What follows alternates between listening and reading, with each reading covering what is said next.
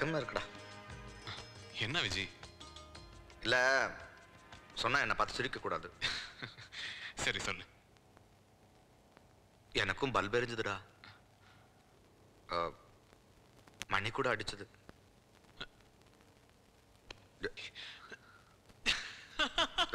சிரிக்கிற பாத்தியா? இல்ல சரி, யாரு? ஷீலா.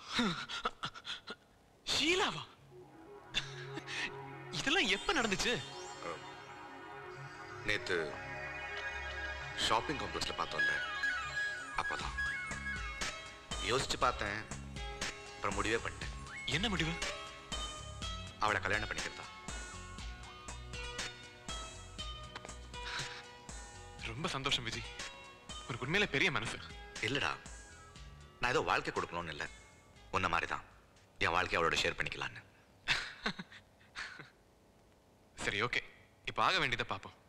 உடனடியா ஷீலா கிட்ட இதை பத்தி பேசணும். உனக்கு சங்கோஜமா தான் இருக்கும், எனக்கு தெரியும். ஒன்னும் கவலைப்பட வேணும் விஜி, நான் பேசுறேன் ஷீலா கிட்ட. டேய் கார்த்திக்.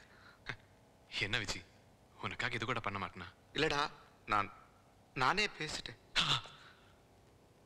எப்போ? இன்னைக்கு காலையில சர்ச்சில். Hold on. லைசென்ஸ் இருக்கா? நீங்களா? சர்ச்சில் இருந்து வரீங்களா? எப்படி கரெக்டா சொல்றீங்க? ஏன்னா நீங்களும் என்ன மாதிரி பேசுறீங்க? எல்லாம் பழக்க தோஷம் தான். சரி, இங்க எங்க வந்தீங்க? ஒண்ணு இல்ல, எனக்கு ரெக்கார்டிங் இல்ல, போர் அடிச்சது. சரி, உங்களை நேர்ல பார்த்து நம்ம 2 பேரும் கல்யாணம் பண்ணிக்கலாமான்னு கேட்க வந்தேன். என்ன இப்படி ஷாக் ஆயிட்டீங்க? சரி, விஷயத்துக்கு நேரா வந்துடுறேன்.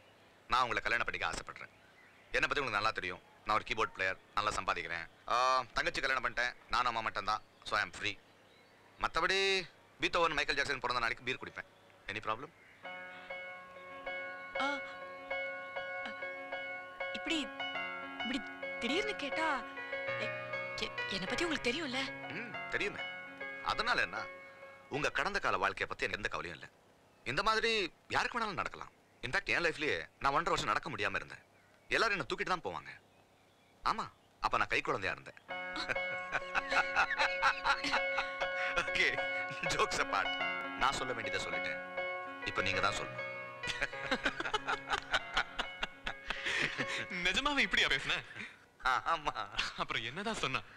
முதல்ல கொஞ்சம் பயந்தா, முழிச்சா, அதுக்கப்புறம் அப்பா அம்மா கிட்ட பேச சொன்னா. அப்பா. ஆனா விஜய், அவ அப்பா அம்மா கிட்ட பேசும்போது இப்படி எல்லாம் பேசக்கூடாது. பெரியவங்க கிட்ட அவங்களோடய பேசிட்டேன்டா. இது எப்போ? சர்ச்ல இருந்து நேரா வீட்டுக்கு போயிட்டேனே. அவங்க என்ன சொன்னாங்க? என்ன இது, உங்க ஃபேமிலில எல்லாரும் ஒரே மாதிரி ரியாக்ட் பண்றீங்க?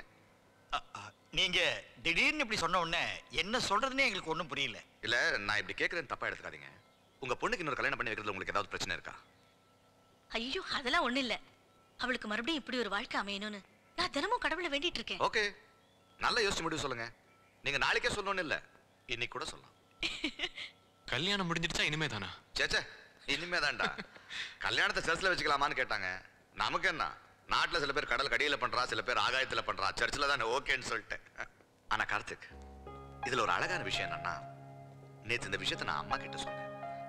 அவ என்ன சொல்வாளோ எனக்கு பயம் இருந்துச்சு. அவ என்ன பண்ண தெரியுமா? என்ன ஒரு நிமிஷம் உத்து பார்த்து நெத்தியில முத்தம் கொடுத்தாடா. சின்ன வயசுல ஸ்கூலுக்கு போகும்போது டெய்லி இப்படி முத்தம் கொடுத்து அனுப்புவா. இத்தனை வருஷம் கழிச்சு உடம்புல செலுத்திட்டா. சின்ன வயசுலயே புருஷனை பறி கொடுத்தவ அவளுக்கு ஷீலாவை புரிஞ்சிடுச்சு.